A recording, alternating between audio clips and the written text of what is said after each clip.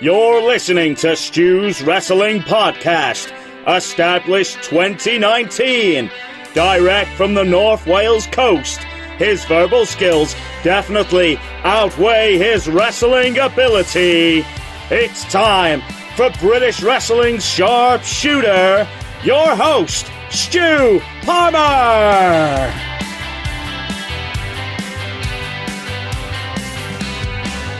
It's episode 31 of Stu's Wrestling Podcast, and my guest this week is NWA Powerrr's lead play-by-play man, commentator Joe Galli.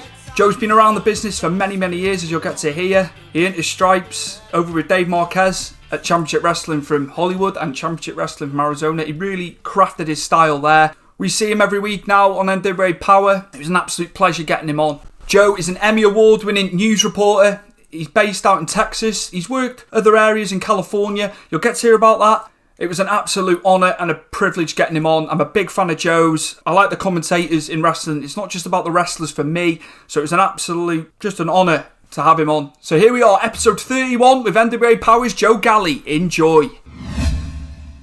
A warm welcome to my guest, all the way from the US of A. It's NWA Powerrr's commentator, interviewer extraordinaire, Joe Galli. How's it going, Joe? Hey, Stu. Great to talk to you. I'm used to talking to guys named Stu with British accents, so this is working out pretty well for me. I like this. We love Mr. Bennett. I've had the pleasure of meeting him, so yeah. And you're a great tandem, you two. You know, it's really weird. Like, you know, when he first came on, I was a little hesitant because you never know how the chemistry is going to work, and you need to have good chemistry if you're going to be a good commentating team. And, you know, I'd never met Stu. You know, obviously I was a fan of his. I'd seen him on TV for years. And then he shows up and, boy, works super hard, does lots of research, super jovial, quick on his feet. And we had immediate chemistry, like, right off the bat. And he's one of the best commentary partners I've ever had in this business. That's cool.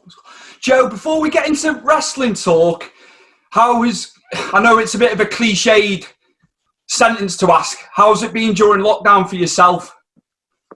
Well, I got to tell you, I don't think I've ever been busier in my life. You know, being a broadcast journalist out here in San Antonio, Texas, I've been covering the COVID-19 crisis from really a lot earlier on than a lot of other American journalists have, because we had situations here where we had a lot of the people who were coming from China and from the cruise ships that were being taken to air bases here in San Antonio. So I've been reporting on this probably a lot longer than a lot of other local American journalists have. So it's basically been nonstop since then.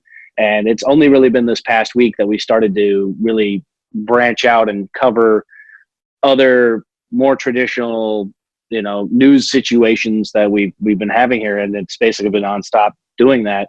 The good part, if you could say that, is, you know, I'm one of the fortunate people that A, still has a job, and B, has a job that doesn't require me to stay in my living room all day. Like, I have to go out, I have to talk to people, I have to be in an environment, you know, and there's a risk to that, but I feel like I'm not in those categories of where I don't have any pre-existing conditions. I'm a young guy. If I got it, I should be fine. I'll try not to get it as best you can by wearing a mask when you're outside and socially distancing. But as far as your psyche goes, because there's so many people out there that are just having so many problems right now because they're stuck in their house and they can't go anywhere, especially if you're in certain places like my hometown of Los Angeles, where my friends and family there, it's real rough. And they can't get out and they can't escape and they can't go for a walk down the beach. And so me having an opportunity for those, you know, 40, 50 hours a week, putting in the work, doing what I still do, and still being out in the world, I think has been an enormous benefit for me. So I feel like I'm getting out of it pretty much ahead of a lot of other folks that are in much more unfortunate situations. So I feel like I'm doing quite well. And then there's always the distractions that we're building in the NWA when we're making stuff like Carneyland, and being able to turn those parts of my brain back on, because, you know, there's the reporter side that's constantly, this is very serious, this is what we're doing. It's both with both, you're both telling stories, but it's a different paradigm in how it works.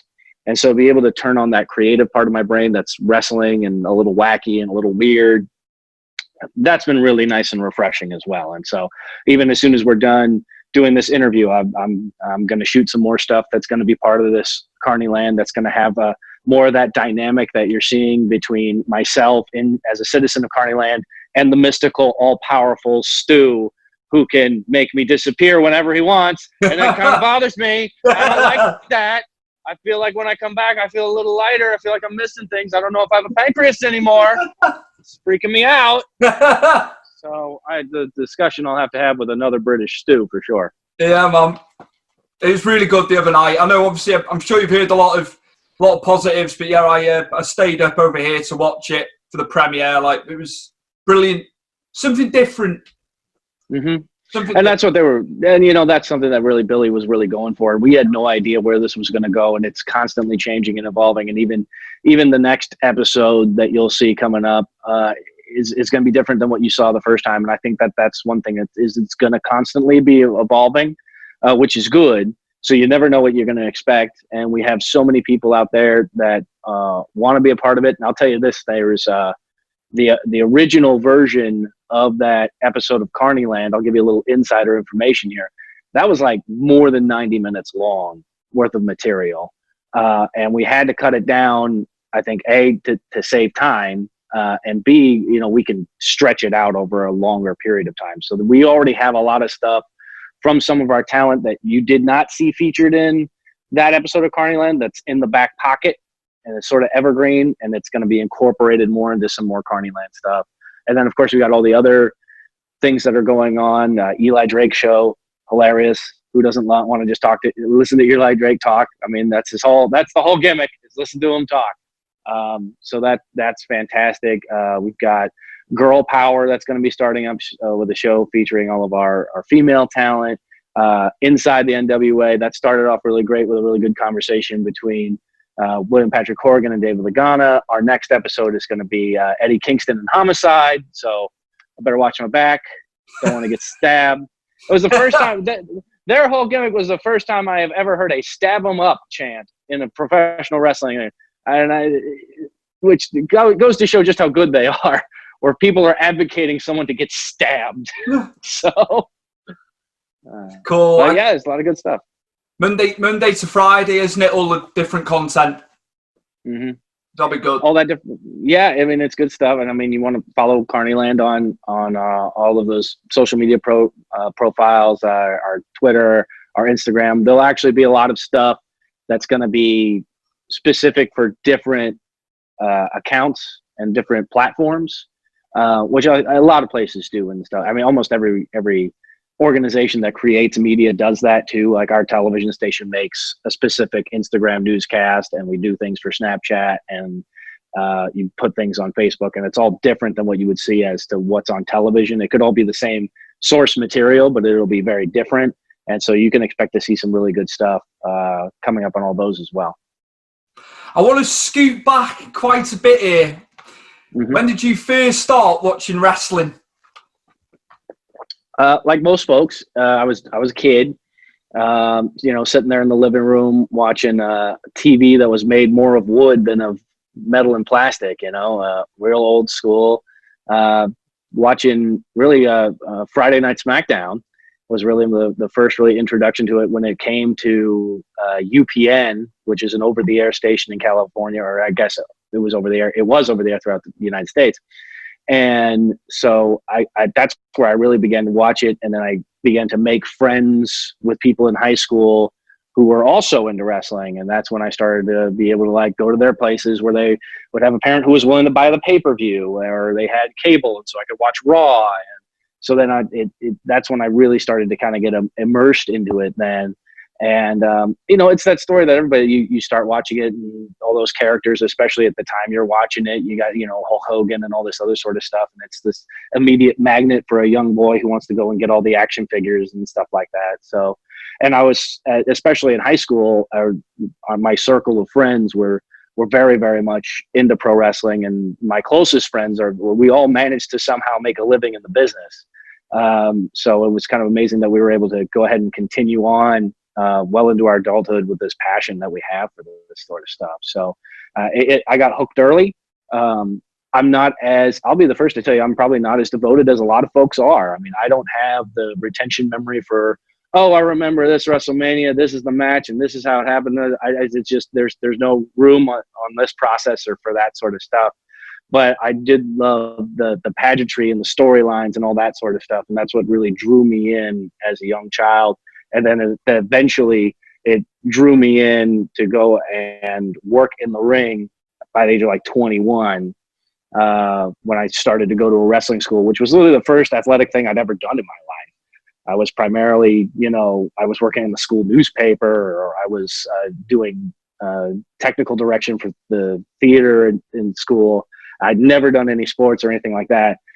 And so the way I was described when I first showed up on my first day for wrestling training at the pit in Van Nuys, which no longer exists, was I was doughy.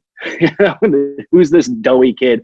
I had spindly, skinny little arms and no definition in my midsection at all, and really had no business being a pro wrestler. And then, but I just, something clicked in my head that this is what I wanted to do, and I worked really, really, really hard, and I got some muscle definition for the effort that I put in. And I worked shows for about 6 years as a worker, mostly in the LA area.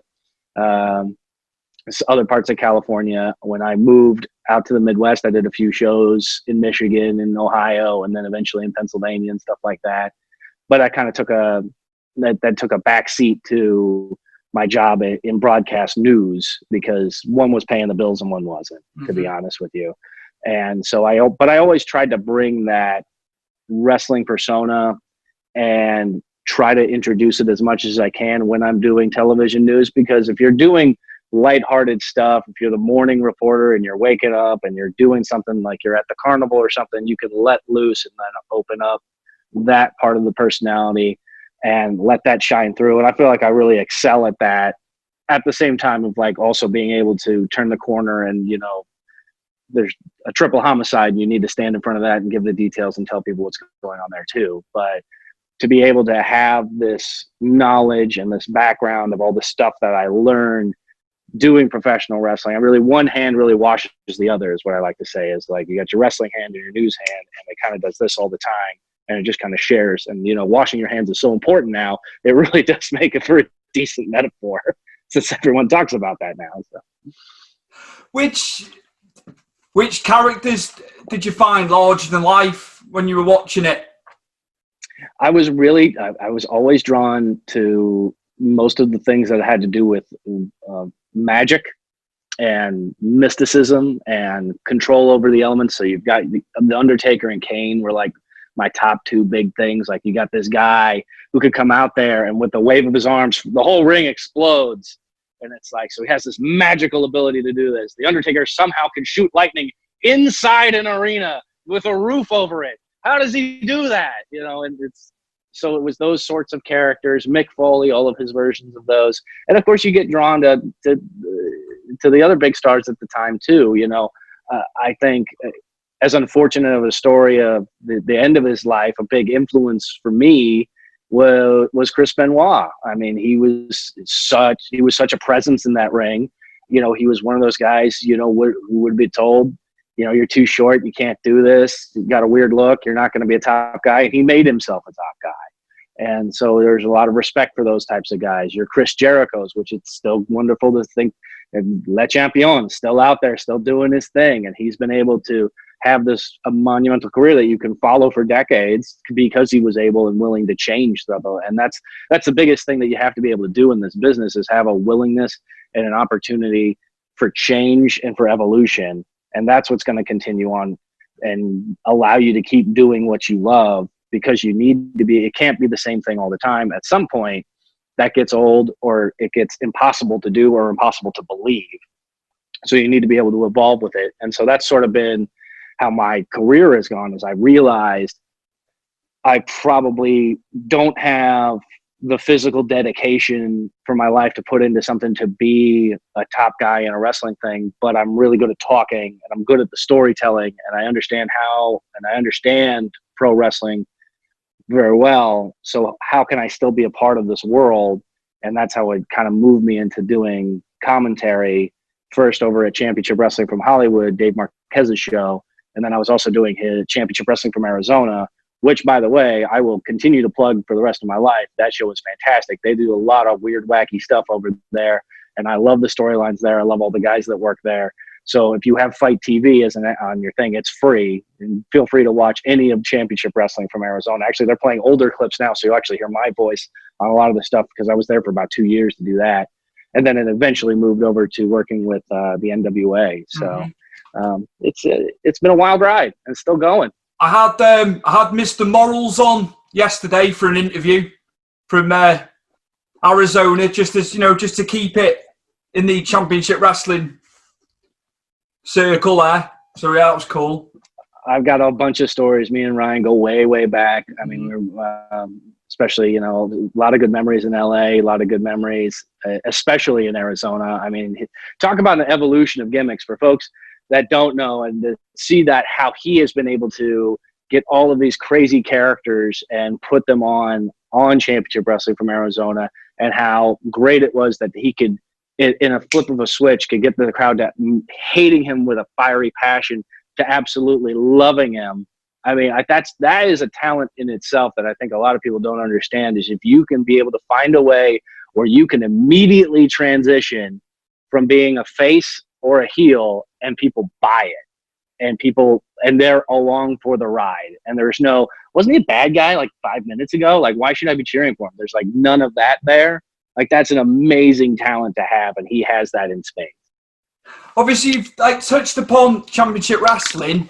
How did your foray begin into the announcing commentary side of the business? That was going to be my question. Oh, well, I got lucky, and I hit it at the right time. I had moved from the Midwest to Palm Springs, California, which is about an hour and a half away from Los Angeles. And my best friend, Brandon Taylor, who currently wrestles as Robert Baines, was wrestling as the Hobo at Championship Wrestling from Hollywood, where he was the Hollywood Heritage Champion.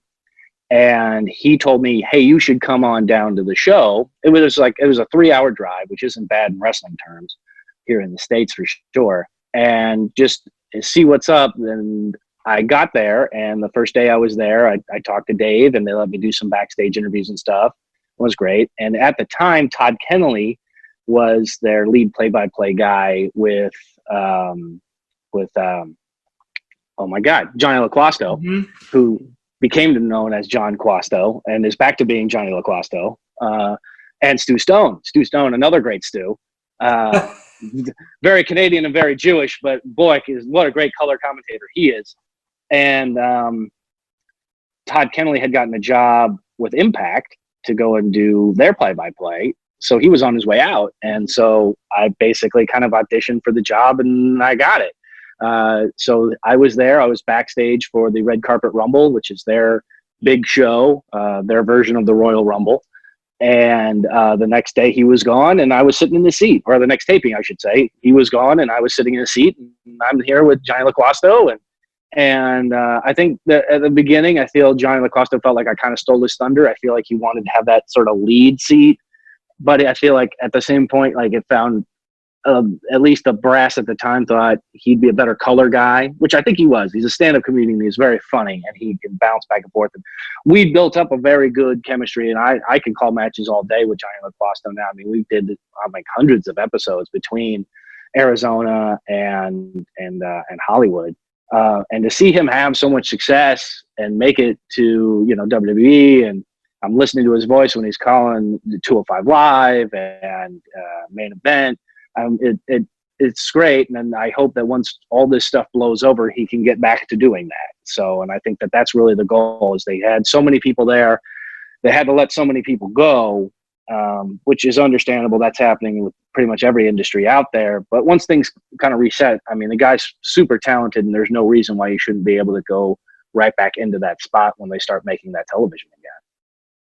That's cool. That's cool. Who was on hand to help you in your early career with the announcing? Who were some of the guys that were really, really helpful? Dave Marquez for sure. I mean, I have to owe so much to him. And I feel like if you listen to him do commentary on a match and you listen to me, you're going to see a lot of similarities. And I think that's because we kind of both followed like the Gordon Soley path of professional wrestling, which, you know, I wasn't intentional for me. It was more like I'm doing, you know, I'm following Marquez's path and that was his path. And then later on, I kind of realized that that's what we were both kind of doing. And so it's sort of that style with a little bit difference with me, and because everybody's different, you put yourself into it. So definitely him.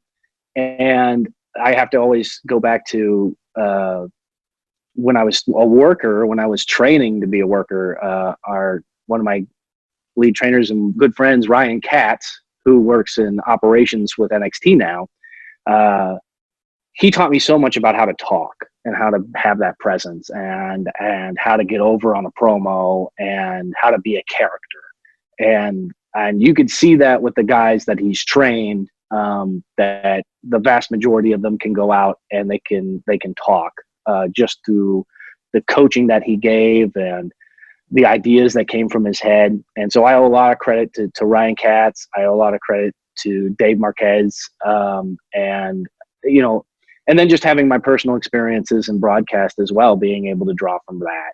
So I feel like those are probably the two top guys that really helped influence me and help coach me. And then, of course, everybody along the way that's helped shape me that way. I mean, every person that I've worked with, especially folks that I've sat down and done commentary with, even if it's like one-off sort of opportunities with certain people. Like I didn't do it too much with Stu Stone, but I learned a lot from Stu Stone. There's a guy named Eddie Firth who filled in on Hollywood and also was a rep there for a while. I learned a lot from him. And then of course, when you start going and I started working with Jim Cornette, I mean, talk about a guy who's going to give you a lot of good pointers on how to be a good, you know, broadcaster. Here's this guy who's been doing it forever. And, you know, as controversial as a figure as he is, the guy knows wrestling and the guy knows television, and you're going to listen to what he has to say. And then on top of that, just getting those notes from Dave Lagana and William Patrick Corgan as to what they want and what we're doing and all that sort of stuff. Like everybody contributes to it and everybody kind of adds that to it. And that's what's great about this business is you get to learn so much from so many different people. And because everybody's so different, everybody has so much different experiences. But at the end of the day, we all have one goal, and that goal is to present good television, that you don't want to change the channel or push pause or do something else. And that's what we do. And we have a passion for it. And it kind of works out that way. When were you approached by Billy Corgan to join the NWA, Joe? When did that? When was the time frame? When did that occur? You could see it actually. If you go on the NWA YouTube channel and you go to the 10 Pounds of Gold series, and you go all the way to the very beginning, where Tim Storm is the champion, and the first match I think in that series is at Championship Wrestling from Hollywood. And it's Tim Storm, and he's wrestling, I believe, Zicky Dice. And it is a very, very different Zicky Dice than the Zicky Dice you see today. Mm-hmm. It's a much heavier Zicky Dice, sort of different character. And Zicky has gotten so good, and put in so much work. I love that man. And I cannot wait for all the crazy stuff that you're going to see from him in Carneyland. But that aside, it was that match. And then and Lagana's told me this story because obviously I was there calling the match, but I'm calling the match, and he's in the back with Marquez and Billy Corgan, and Billy goes, "That's our guy. That's the voice. That's what I want to hear." And they pulled me aside after that taping. And at the time, I kind of kept my distance. Billy Corgan being the celebrity who he is, and I have listened to his music throughout my entire childhood at that point. It was really big in Southern California on our alternative radio stations there. And I think I owned like 2 or 3 Smashing Pumpkins albums already. So it's like, you know, oh my God, it's Billy Corgan. But they pulled me aside and they're like, we have plans. We want you to be a part of the National Wrestling Alliance. We don't know what that's exactly going to mean, but we want to know if you're in. And I said, yes. And I've been in ever since. So I'm one of the original people that's part of this new form, the Corgan era of the National Wrestling Alliance, when they started and they picked up Tim Storm and they knew they were going to do stuff with Nick Aldis. And so like I'm on the first 10 people that's formed this new thing, this new company, this new NWA. And we just didn't know at the time that it was going to become NWA Powerrr. We didn't know at the time that they were going to do big pay-per-views. Like, that was the hope, but there was no framework yet. There was no idea as to how far it was going to go. But I just said, yeah, sign me up. And so I've just been a part of it ever since. And my phone keeps ringing, and they're like, hey, we got another show. Hey, we got this thing. Hey, we need you to shoot some Carneyland stuff. And it's like, here we go. Let's do it. So it's been a wild ride. It's surpassed all my expectations. When you work in the professional wrestling industry long enough, especially on the indie side, you get used to disappointment. There's a lot of bad stuff that happens out there, and you'll see that more when we do more Carneyland stuff, and you get all these great tales that Nick Aldis will share and other people will share. You get used to things either not panning out, not working out, people ducking out, people ghosting, things closing. It happens. But this has survived, and it's thrived, and it's continuing to do so even in this crisis. And I think that kind of just shows the level of talent that we have here at our NWA roster to be able to go ahead and say, you know what, we're not going to do the thing where we're going to endanger anyone, but at the same point, we're going to make something that's going to be different, something people will talk about, something that's interesting, and we will continue on until we can go back to doing what we really, really want to do, and that's wrestle in front of a crowd. It's slotted in perfectly, the show. There was a gap. There was a gap there, I've always thought, and it just goes to show. Absolutely. Absolutely. Which guys within Powerrr do you think are going to really rise to the top, maybe who haven't quite got there yet? Which guys should we have our eyes on, Joe, in your estimation? Ooh. Every one of our wrestlers, I feel, is a top guy, whether it's in the men's division or our women's division or whatever. And I think that kind of shows that how good of our roster is, and it's hard to pick a certain individual.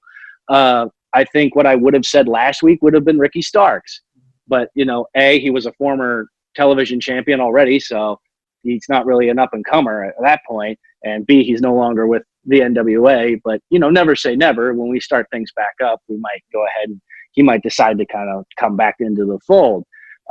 But we had so much good talent there. It's hard to pick certain individuals. And I think because we have this array of super seasoned talent that you see, and then you've got some other people that folks might not have been super aware of, that have just kind of exploded in their own right. And so it's really hard. And I don't, especially with the way things are evolving, and I don't know where Powerrr is going to be or when we're going to be able to do it and who's going to be willing to do it or who might sign to another deal. It's hard for me to pick somebody who's going to be that next big star, because I feel like everybody in that roster is a big star already, and in their own right and in the role that they have. And then if you take a look at guys that we never anticipated to be big stars, like the question mark. Whoever thought the question mark was going to be a big thing? And it exploded. And I feel like you got to give a lot of credit to Dave and Billy and everyone else who came around to create that character. But you also, Aaron Stevens, I mean, just being able to have that whole paradigm here where you have that student teacher and that relationship and everything that's with it, it's fantastic. And I tell you, I can't wait to get back to it and to see where we're at and to see where we're going to go and to see who's going to want to be a part of it too. And I think you heard it in our Inside the NWA that the door is open for a lot of talent out there that might have lost their jobs at certain other companies. If they want to come play with us, the door is open, especially for those talented people. And William Patrick Corgan, gave a big shout out to EC3. And boy, oh boy, what I love. Could you imagine a good EC3 versus Eli Drake? Yeah. That's a money match. That's the one. Match. The very, what's the word I'm looking for here? Both are very braggadocious. They're good on the mic. I'm with you on that one. That'd be great. I'm with you on that one, Joe, 100%. Now, I know you've touched upon your relationship with Stu Bennett, but maybe just go into a little bit more depth. How's it been doing the announcing with Stu? It's one of those things. I don't get starstruck very often, and I did for like half a second, like when I initially heard the news, like, oh, this is going to be your guy. I was like, what? And it's like, oh, that's super dope. But then you go and you meet him, and he's so chill, and he's like so welcoming, and we lean on each other so much, and we really become a good team. What you don't see is as a commentator, the amount of work that has to happen weeks before the show, days before the show, right before the show, and then also during the show. There's a lot of moving parts that isn't just us talking into a microphone. And you can really tell that difference when you watch certain other promotions out there where they don't have the prep and they just throw someone out onto it. And I'll say I'm guilty of that too, because I've worked other promotions where basically it was, do you just want to show up and call stuff? Yeah. And then I'll show up and, all right, well, go call it, and you just call out whatever's happening. But when you're making a television show with storylines that's important and we're building to something, there's a lot of work that's involved with it. And Stu Bennett works incredibly hard. He does his research. He's very, very smart and super welcoming to everybody that's there. And he also is very open with giving his advice. I mean, he's been in the business for so long. He's been in very high profile situations. So there's a lot that's there, and he's able to share that. And I feel like, you know, he had not done commentary really that much, if at all, before NWA Powerrr. So he was asking me a lot of questions on stuff and how we're going to do things and how we're going to pass back and forth and all kinds of other stuff. But he's one of those guys that I feel like once he's found something that he's going to do and he turns that switch on, he's at it 110%. And it's been great. And, you know, it's nice that we have conversations through, you know, our Twitter DMs and stuff like that about stuff that's going on, because we have to have those conversations when we're doing Carneyland stuff like that. And he's just a great guy. And, you know, and I really, really am looking forward to sitting next to him very soon, hopefully, and being able to call wrestling again. The perfect match, pardon the pun. That's what I'd say. Is wrestling fixed? I didn't know it was broken. This is Bill Apter. And in my book, titled Is Wrestling Fixed? I Didn't Know It Was Broken, you can find out all the backstage stories. What is Vince McMahon really like? What's Triple H really like? How about my relationship through the years with Ric Flair, the American Dream, Jerry the King Lawler, and much more? Go right now to Amazon.com or any place you buy your books and look for Is Wrestling Fixed? I Didn't Know It Was Broken by Bill Apter. See you at the matches. GTG, often imitated but never duplicated. Kind of broad at the shoulder, narrow at the hip. No other promotion give us any lip. We the best of the best, the beasts of the East. SOS, simply out of sight. GTG. What he said, good times guaranteed. What are your thoughts on WWE and AEW running shows? I know obviously it's been going on for a few months now, Joe. What are your thoughts on that, just to segue into that? You know, it's interesting because everybody's got different opinions on this. I think WWE has an opportunity. You have this huge library of thousands and thousands and thousands of hours of great content that you can make, and you can make interesting, and you can repurpose and get side interviews, and you don't have to put people in a situation where they're either A, endangering themselves from getting this virus, or B, making something that's very, very, very sterile.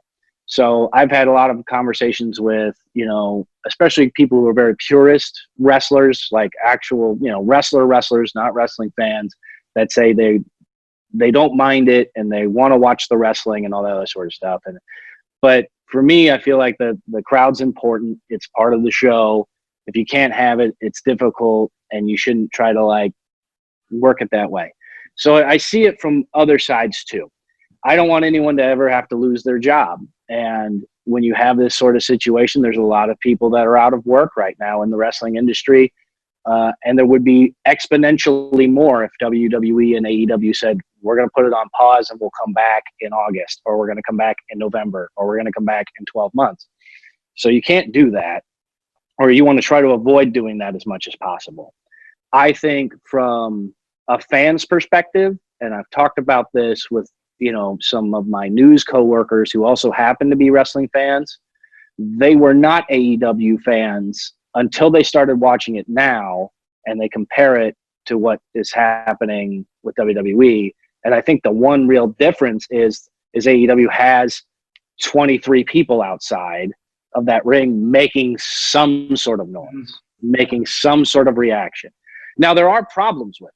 Like you have, from a psychological standpoint, it doesn't make sense if Marco Stunt is getting stomped to death because he got blindsided, to not have the other baby faces who are on the other side of the rail not jump over the rail to try to save him. Like, that doesn't make it.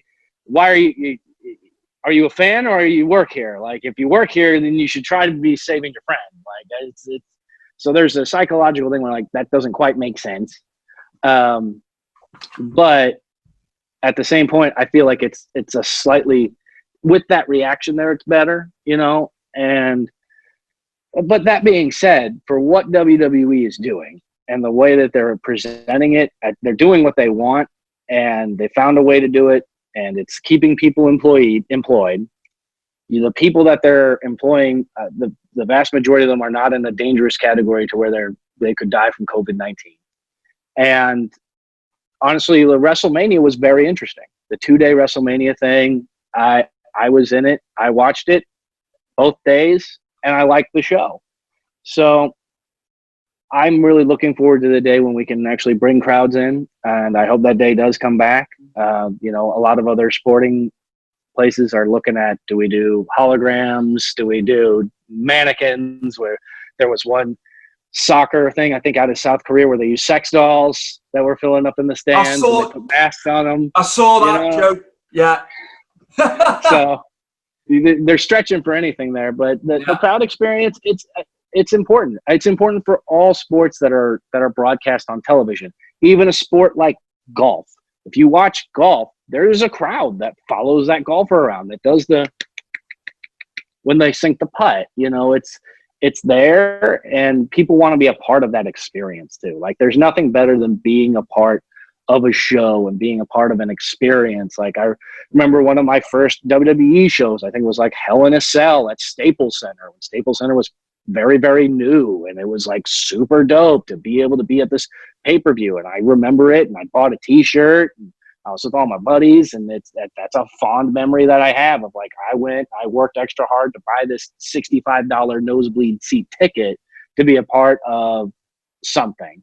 And I feel like that's something that a lot of fans are missing out on, because I know there's so many people out there that just love to be at the show.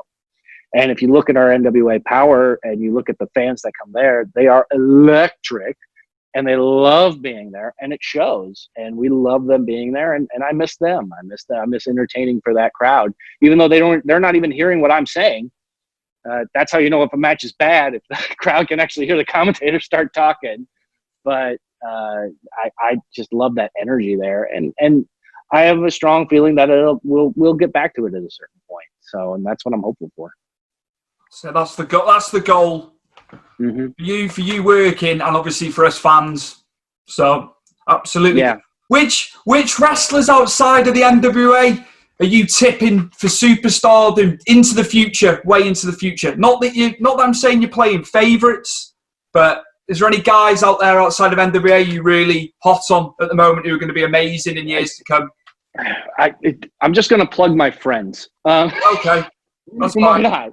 I've known Peter Avalon for a very, very long time. And I called some of his biggest matches at Championship Wrestling from Hollywood. He is now, as many of your fans probably know, is the librarian on AEW, which is a fantastic gimmick.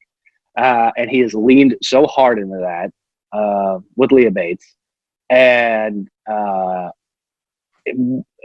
love Peter. And he is so good on the mic. And he's so smart when it comes to producing wrestling for television as well.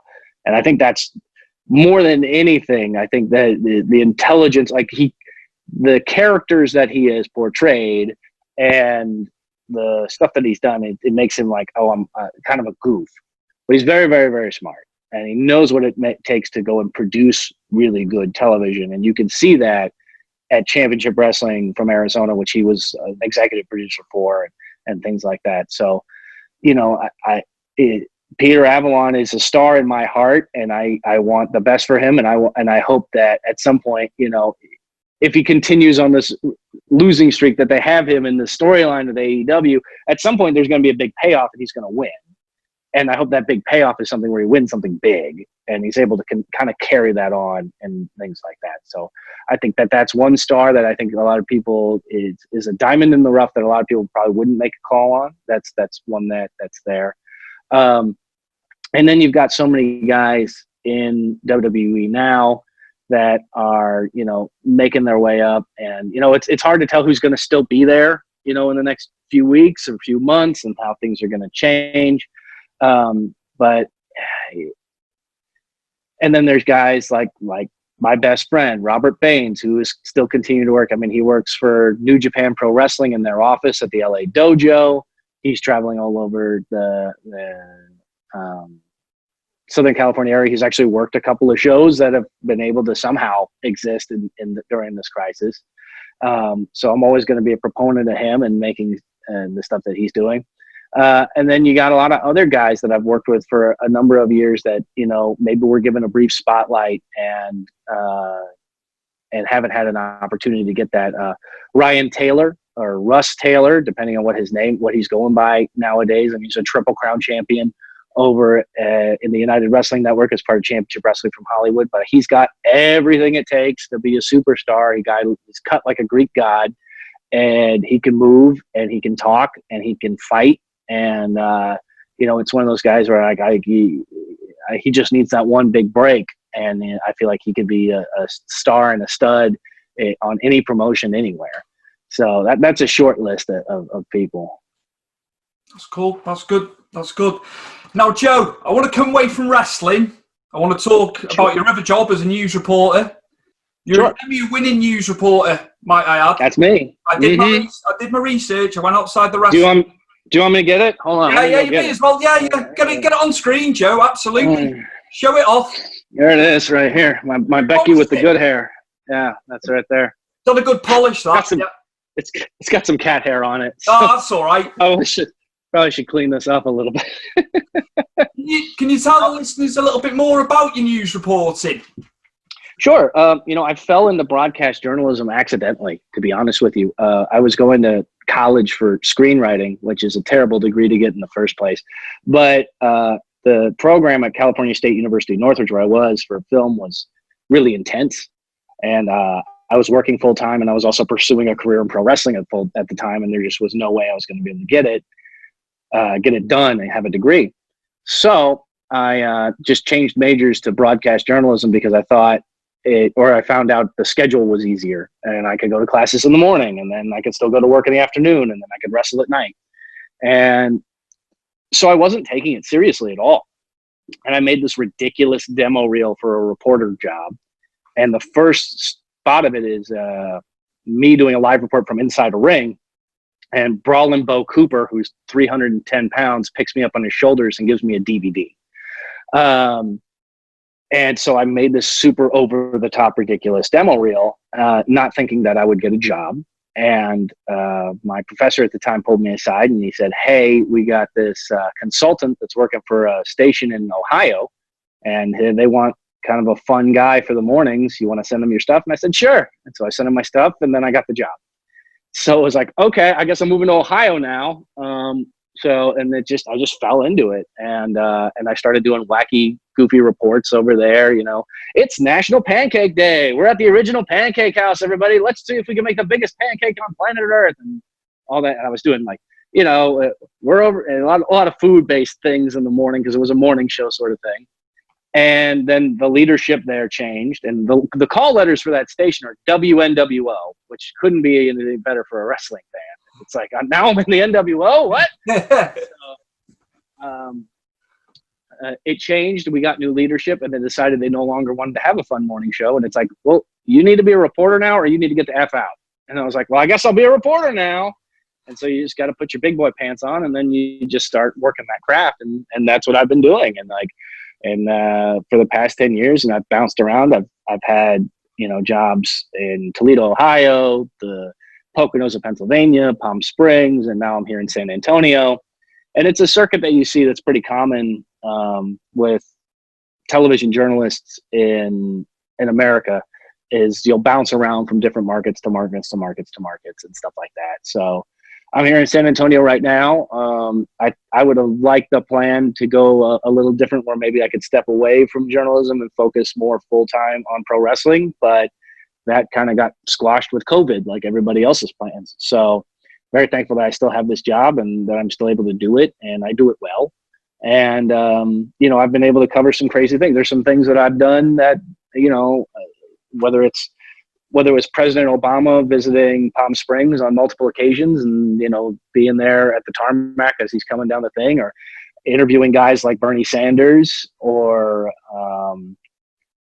Steven Spielberg and a lot of other big people that I've notable celebrities that I've been able to interview the years, or covering very huge stories. I've covered, unfortunately, you know, that's part of the job, is you're covering so many of these big tragedies, the Las Vegas mass shooting, San Bernardino mass shooting, El Paso, all the fires when California was completely on fire. That's how I won. This lovely lady right here was covering that stuff, and all these other, you know, semi-high profile cases depending on where you're from.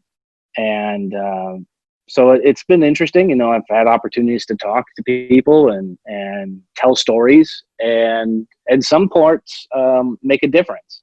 And that's the thing that you can do with wrestling, and that you could do with news, is if you can make a difference in people's lives, I think that that's what's really important.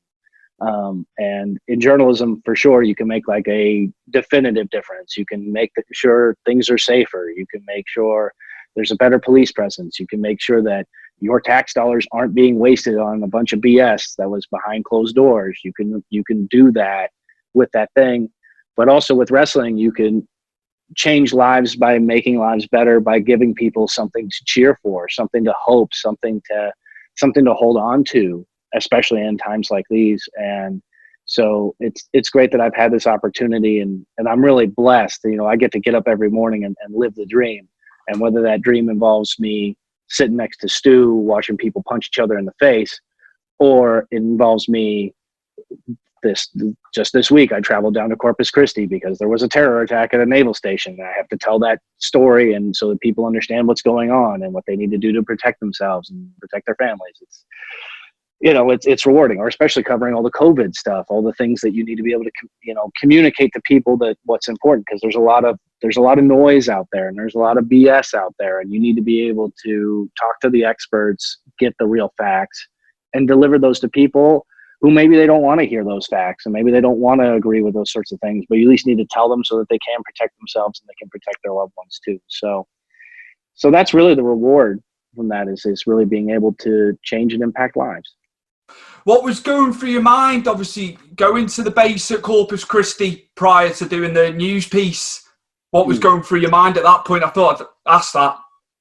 You know, what was going through my mind was, because I had 2 hours to think about it as we're getting there. I've covered, the sad thing is I've covered an awful lot of shootings and an awful lot of terror-related things in my time. And I think the biggest thing you need to do is to wait till you have something concrete, because there's lots of rumors, there's lots of conjecture. You'll find sources through social media and stuff like that. They'll have stuff, but you need to confirm stuff. And I thought it was sad. And it's a sad state, especially when you start thinking that there was another terror attack at a different naval station in Florida 6 months before. So I'm thankful that there was nobody who died other than the terrorist himself, which was, you know, we cover these things so often, and then there's these huge casualty rates. And that's the thing I was really hoping for, is like, just don't let a whole bunch of people be dead for no reason. That's so sad. It's just brutal, and covering that's hard. And then I knew that if there was that sort of casualty rate, that I was probably going to have to stay in Corpus Christi for a week or two, you know, and to do those stories, to talk to those families that lost a loved one and all this other sort. So you're trying to think how it's all going to work out. And then to be relieved that, you know, there was one, you know, sailor who was had a minor injury. I think she got shot in the vest, and this guy who went off and did something terrible, was neutralized, as that's the way the Navy liked to use. That was a word that they constantly used. That was really the only frustrating part of my day, was trying to figure out, what does the word neutralize mean to these people? What does it mean that he was shot and killed? Does it mean that he was arrested? Does it mean he was injured? He's in the hospital? But at the end of the day, you come to find out that he was shot and killed. And you know what? That's what you're going to get when you're trying to do something like that, especially in a naval base. So it's a sad thing in the world that we have to go and we have to cover these things, but they're going to happen. And someone's got to be on those front lines to be able to tell people those stories. And it might as well be me. And, it sucks to cover them. And I try to, you try to make the best of it when you're there and realize that you're making television that a lot of people are going to watch too. I mean, that's the other thing too, is you can have days, especially now, where people will tune out because whatever's happening, Trump said something, who cares? This sort of stuff's going on, who cares? But when you have something that's big, people are tuning in, and that's when you're going to get people to trust you. You have to come through, and you have to give them the information, and you have to tell it in a way that they're going to understand and also be entertained. I mean, news still needs to be entertaining, because if it's not, they'll just change the channel. So you have to find that balance when you're covering tragedies like that. But yeah, it's never easy covering those big things, but it's the job. It's the job. You got to do it. Thanks for sharing that, Joe. That was, that's quite a deep subject matter, obviously. So thank you for sharing your experience of that. What are your tips for budding broadcast journalists? I'll ask that lastly to close out. What are tips for broadcast journalists? Any budding broadcast journalists? What tips? All right. Here. Okay. So I get a lot of people that we have a great internship program where I'm working. We'll get a lot of folks that are in college and they want to be broadcast journalists. And sometimes they have trouble when you hand them the mic and you tell them, tell me the story, tell me the story, do the report, pretend you're live on television and go. And a lot of people that's the problem, is just putting your foot on that gas pedal and getting going. It's getting into that first gear. And the solution that I learned in wrestling is what I tell to people who want to be in broadcast news. This is something that Ryan Katz taught me early on at the pit when we were learning how to do promos. And this is how he described it to me, is how you can get going with a promo. And this is what he said to me. He said, Joe, have you ever had diarrhea? And I said, yeah, I've had diarrhea. It's the same thing, except it comes out of your mouth. It just has to go. Just go. Just get it out there and get on a roll and think while you're doing it. And that's the thing, is to get into that flow. So you have to just get into that verbal diarrhea of just, here I am, this is what's happening, who, what, when, where, how. And then you can get in and you build on it. And so everything's going to come with time, just like anything else. I mean, if you want to be super strong, go there and do push-ups. If you want to have a strong presence as a reporter or as a pro wrestler, anybody who's holding a microphone, do that in the mirror every day. Here's a good example. Kobe Bryant, during his entire life, would shoot free throws for 45 minutes every single day. Every single day, shooting free throws for 45 minutes. That's how you get that good at shooting free throws. You have to do it every day. You have to be disciplined, and you have to work at it. And so if you want to be a television news reporter, do a news report to yourself. Talk about it in the mirror. Even if it's something as mundane as, you had a bad Tinder date last night. Do it and try to tell that story. And you can do the same thing with pro wrestling as well. There are so many guys out there that I've talked to that have really said that it helps to sit in the mirror and you find something that looks like a microphone and you try to tell a story and you try to deliver it. And the benefit that we have right now is everybody has a phone with a camera on it, and you can record it and you can critique yourself. You can show other people and be like, what do you think of this? And you refine and you refine and you refine and you work on it every single day. So that would be my advice, is to work on it every single day And if anybody else who is seriously interested in getting us, particularly in broadcast, you need to make two big decisions in your life when you get started. Do you want to travel and work in a bunch of different markets and work in a bunch of different places and climb the ladder that way? Or do you not want to leave your hometown? If you don't want to leave your hometown, that's fine. You could stay in major markets, Chicago, Los Angeles, New York, find a station, find some place that you think that's going to be a good home, get an internship there, and bust your ass to climb that ladder. And you can do it. If you work hard enough at it and you listen to people and you help and get coached by the folks that are there, you don't need to take the path I did where you travel all over this country and you owe a bunch of money to U-Haul to make your stuff move from apartment to apartment. So you can go that route. So it's just kind of deciding where you want to be in your life and what you want to do, and then just working at it and practicing and listening to other people. Listen to people's advice. Sometimes it's going to be bad, but a lot of times it's probably going to be good, especially if you start to be really introspective on yourself. So, and I'll leave you with this, I think that this is really what's really important. And we talk about it a lot in wrestling, and especially for guys in the back, the guys who work hard, and you got to be humble. You have to be humble, and you're going to realize that you're going to make mistakes, and you have to learn from those mistakes. And it's the guys who work really hard and who are genuinely humble and honest with themselves. Those are the people who excel and do very, very, very well. Even if that's not your character in the ring, you could be outlandish Zicky Dice out in that presence. But when you're putting it all together and you're listening to what other people have to say, and you take that with humility, and you understand what you're trying to do, and you're listening to the truth of who you are, then you'll excel and you will succeed. And so those are my tips. That's cool. That's so... Just the tip with Joe Galli. Right, Joe. Hey-o. Joe, could you plug your social media handles for the viewers and listeners, please?